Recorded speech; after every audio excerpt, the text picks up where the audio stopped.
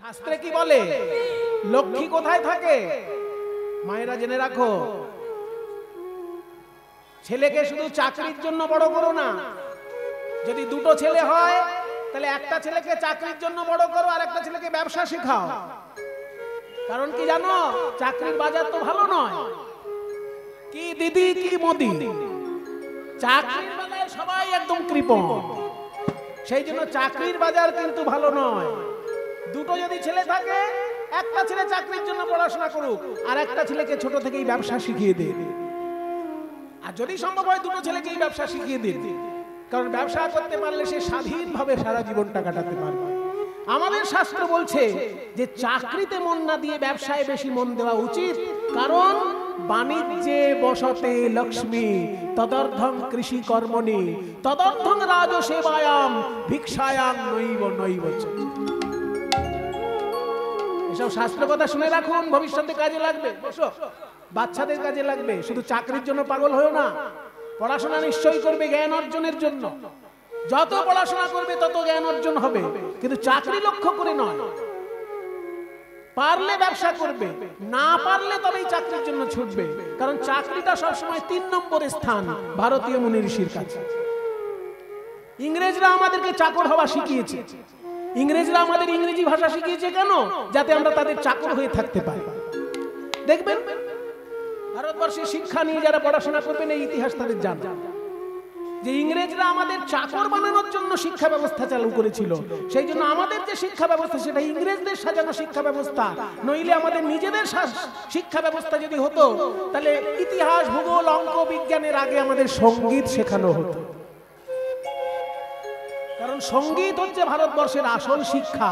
কি সামবেদ, কি গীতাঞ্জলি, আর কি গীতা, আর কি গীত গোবিন্দ, সবই সঙ্গীত।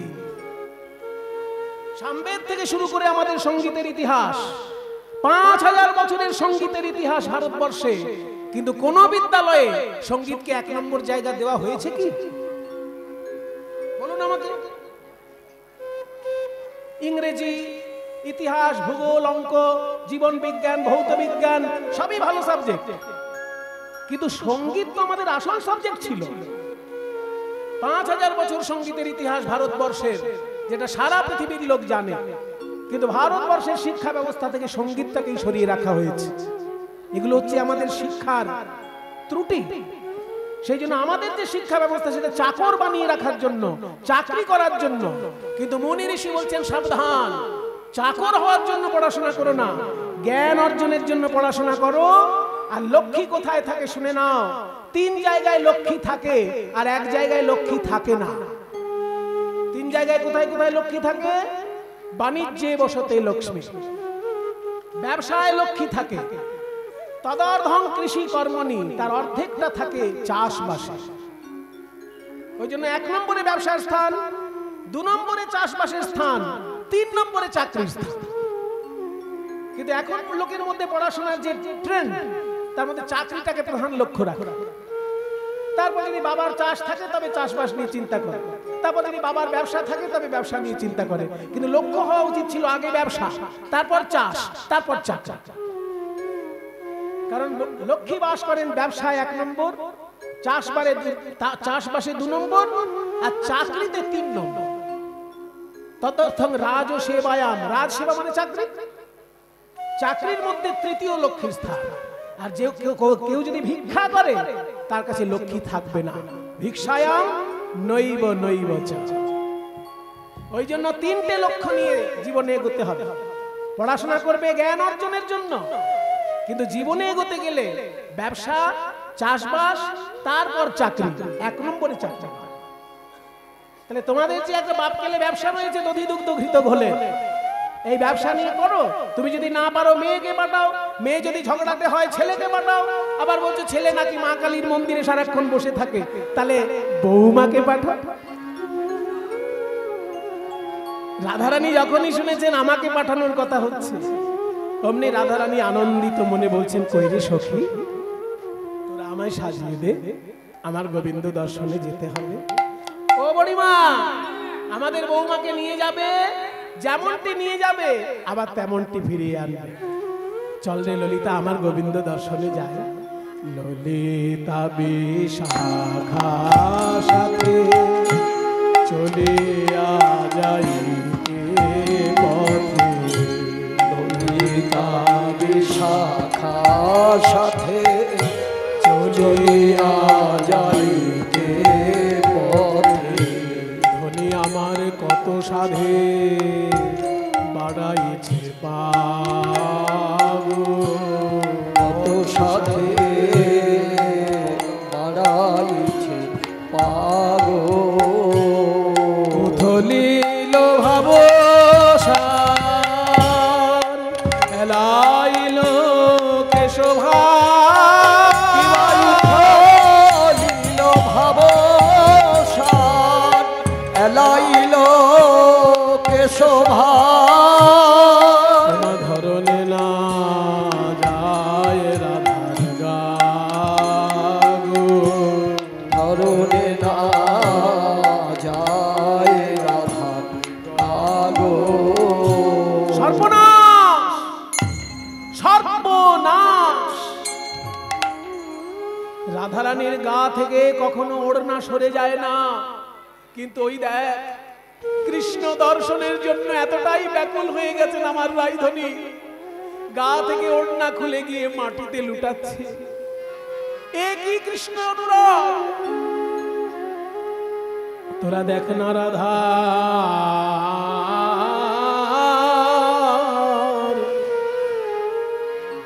উড় হিমায় উড়নি পড়ে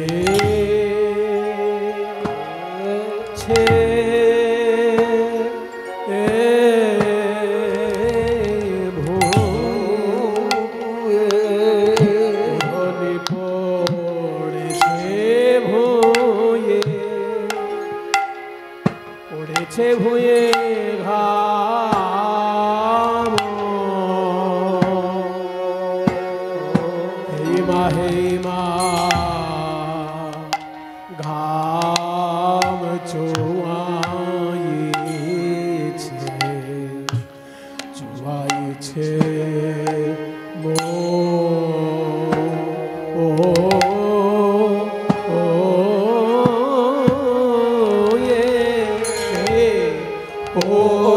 আমাদের রাধার ওড়নি পড়েছে,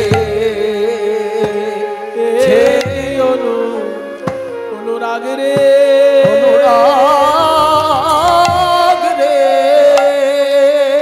এমন অনুরাগ যার তার ভাগ্যে হয় না, যার তার ভাগ্যে হয় না, কিন্তু যার হয় তার এমনই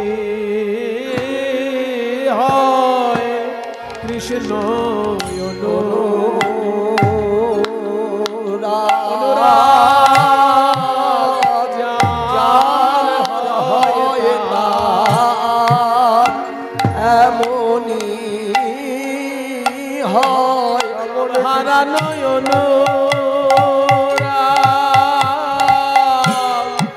যার হয় তার এমনই হয়।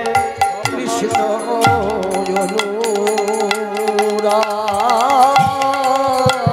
যার হয় তার এমন এমন কৃষ্ণ অনুরাগ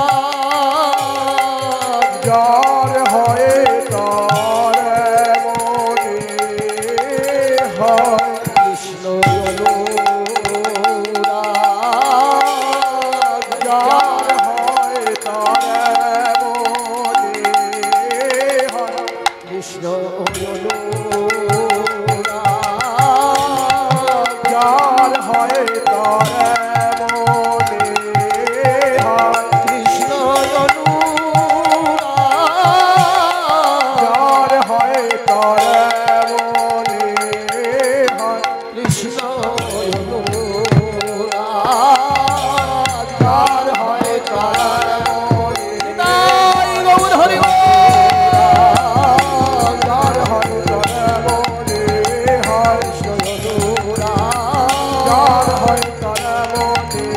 হয় কৃষ্ণ অনুরাগ যার হয় তার মনে হয় আমাদের রাধা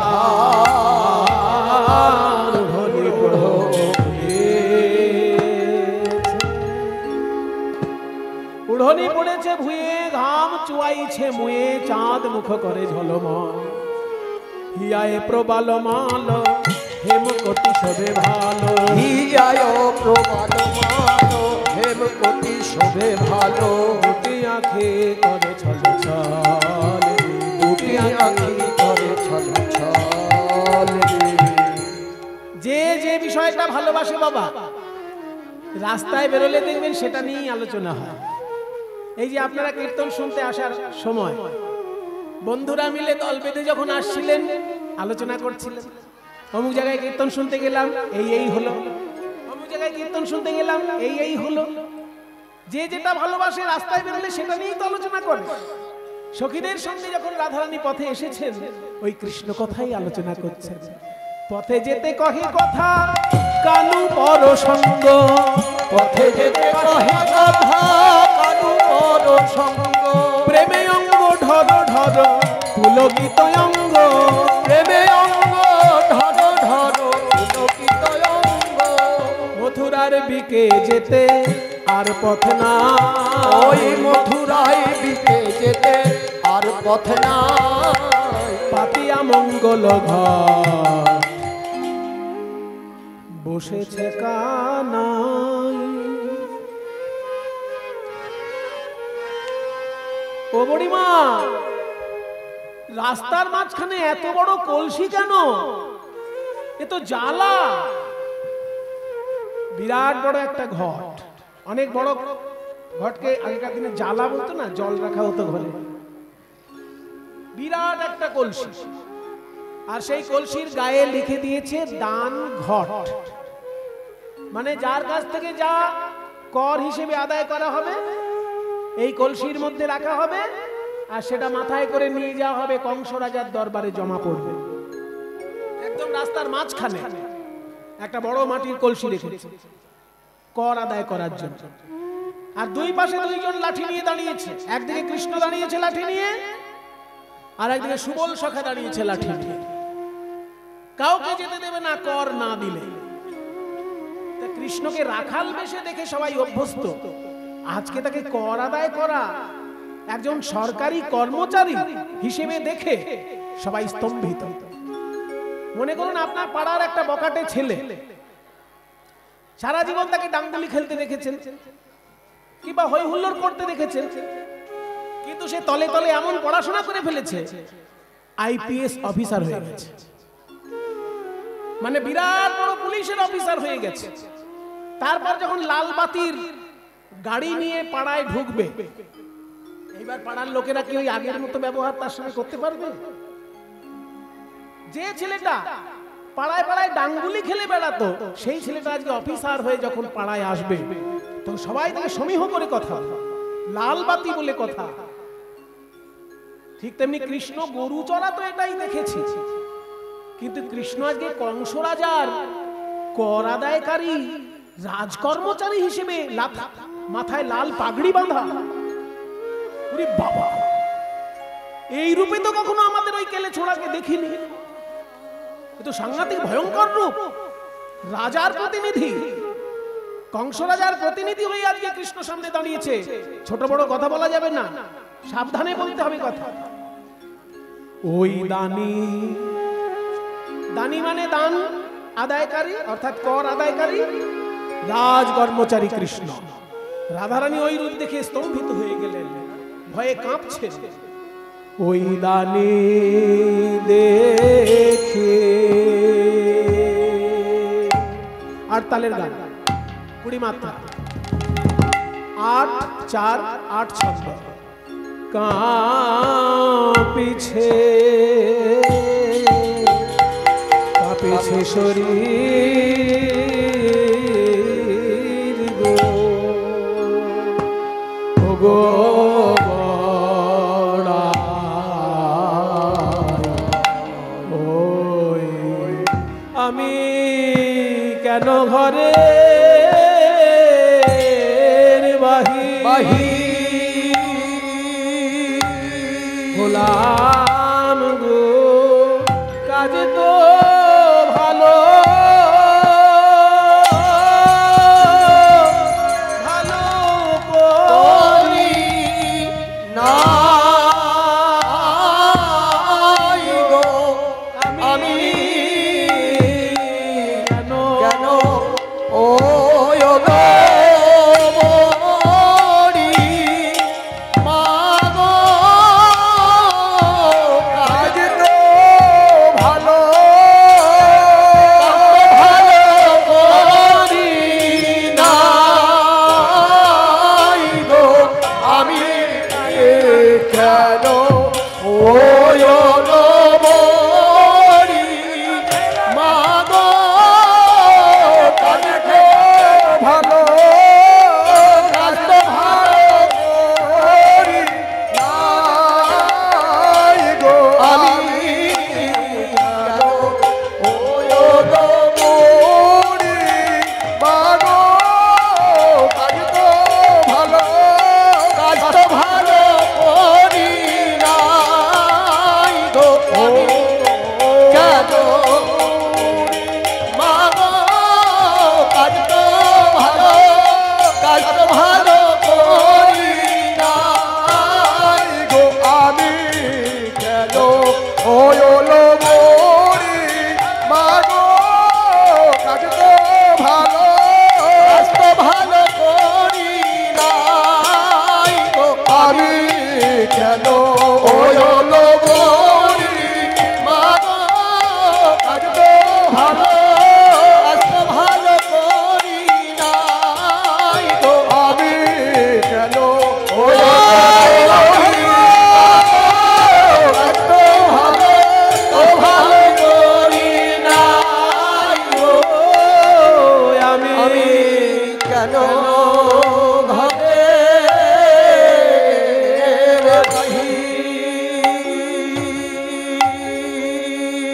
গান ঘরে আসুক গোলাম গো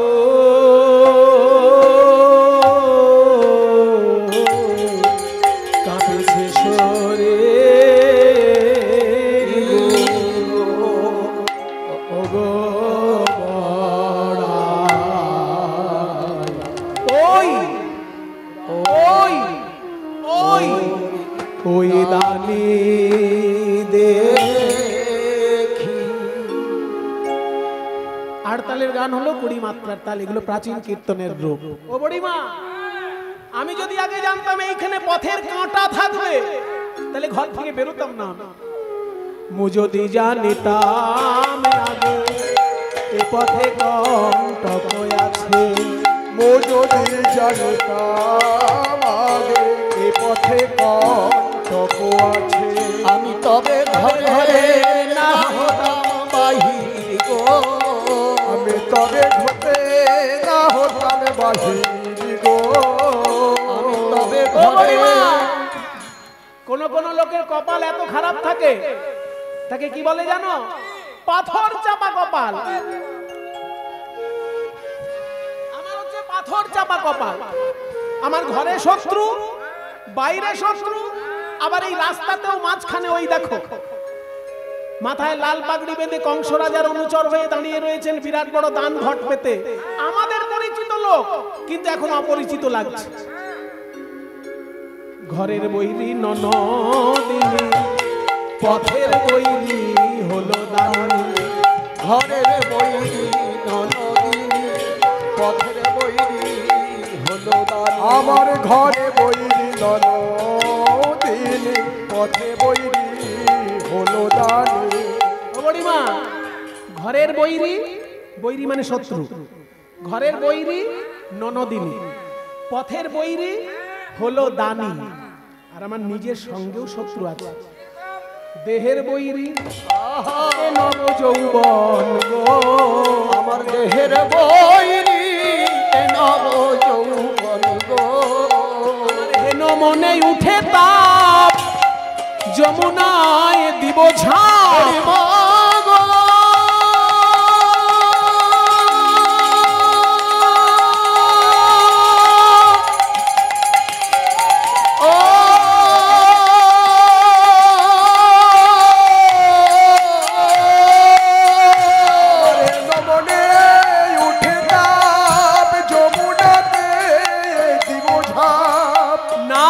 রাখিব এছাড়ো জীবন গো। আমি যমুনাতে দিব ঝাঁপ, না রাখিব এছাড়ো জীবন। শোন শোন, আগে থেকে ভয় পেয়ে এত কথা বলিস না। কৃষ্ণ কি বলে না বলে একটু শোন, তারপর তো ভয় পাবি। ভালো কথাও তো বলতে পারে, আগেই ভয় পাচ্ছিস কেন? আরে আইপিএস অফিসার হলেও পাড়ার ছেলে তো, ভয় কেন? একটু কথা বলি দেখি, বলি। তুমি, আপনি মানে কে?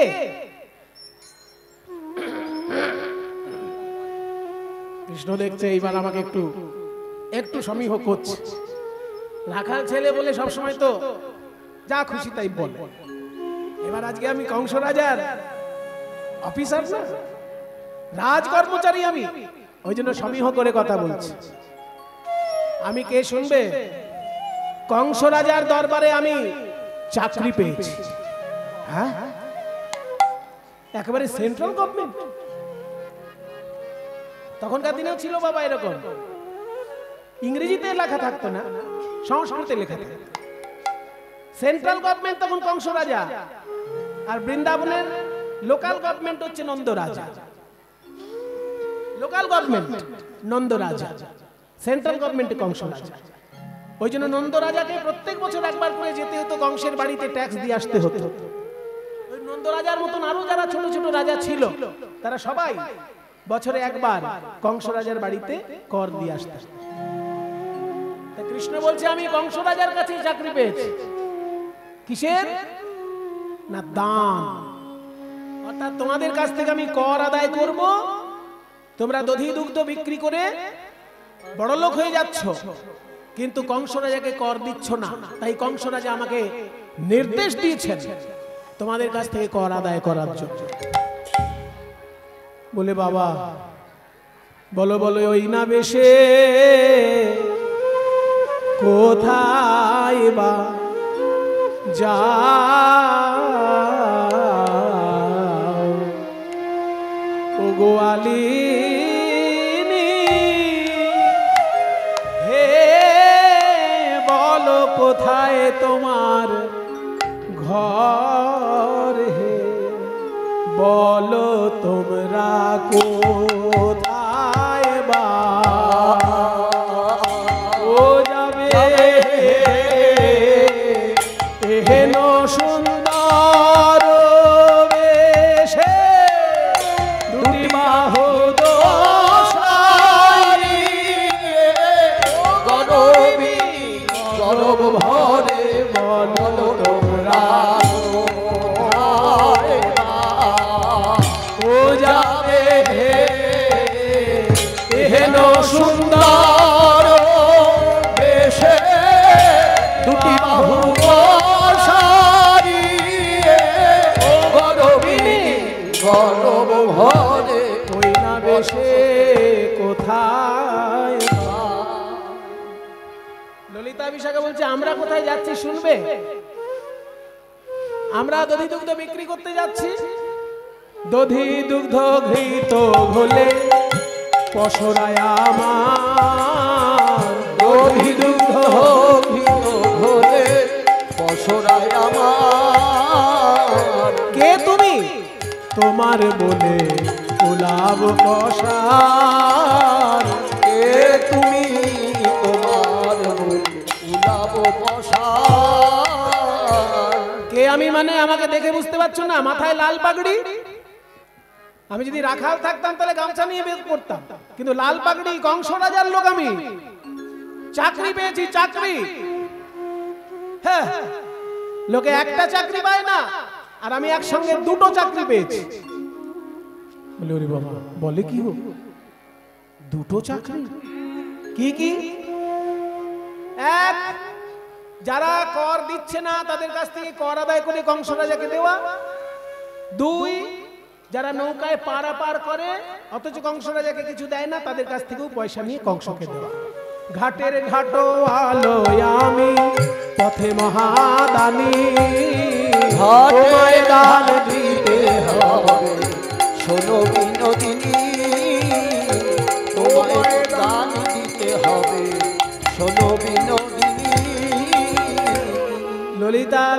বলছে সারা জীবন দধি দুগ্ধ বিক্রি করলাম, কেউ কর নিল না। আর এই কৃষ্ণচন্দ্র বলছেন উনি নাকি নতুন চাকরি পেয়েছেন কর আদায় করার, আর আমাকে দিয়ে শুরু করেছে।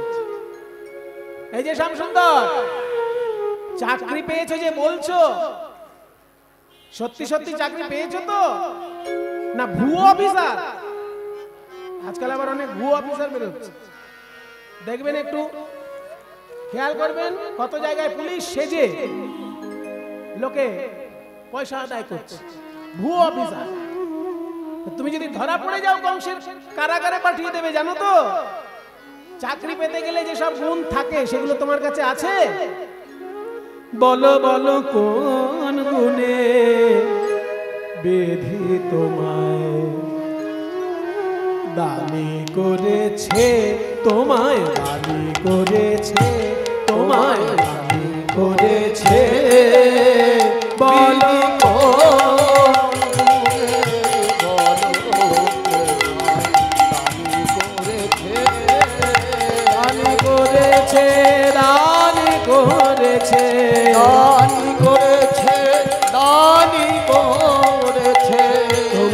ঘাটওয়ালি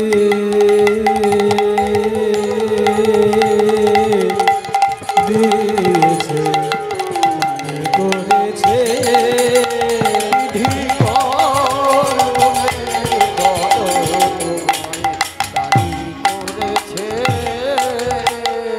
দাঁড়াও দাঁড়াও, নবান্নে কোনদিন গেছো? নবান্নে একবার যাবে। আগে ছিল রাইটার্স বিল্ডিং, এখন হয়েছে নবান্ন, মানে সরকারি অফিস। বড় বড় অফিসারদেরকে দেখবে, তারা দেখতে এত সুন্দর যে 1 ঘন্টা হাঁ করে তাকিয়ে থাকতে ইচ্ছে করে তাদের দিকে। কি তাদের একটা গ্ল্যামার আছে। ভালো ভালো অফিসার যারা হয় দেখবে তাদের দিকে তাকিয়ে থাকতে ইচ্ছে করে, এত সুন্দর দেখতে। আর তুমি যা দেখতে, রূপেতে ভ্রমরা, কৃষ্ণচন্দ্র তুমি যা দেখতে, তোমার চাকরি তো আগে ক্যান্সেল হবে। রূপেতে ভ্রমরা গুণে ননি চোরা, রূপেতে ভ্রমরা গুণে ননি চোরা। দাঁড়ান দাঁড়ান, হরে কৃষ্ণ কৃষ্ণ কৃষ্ণ হরে হরে, হরে রাম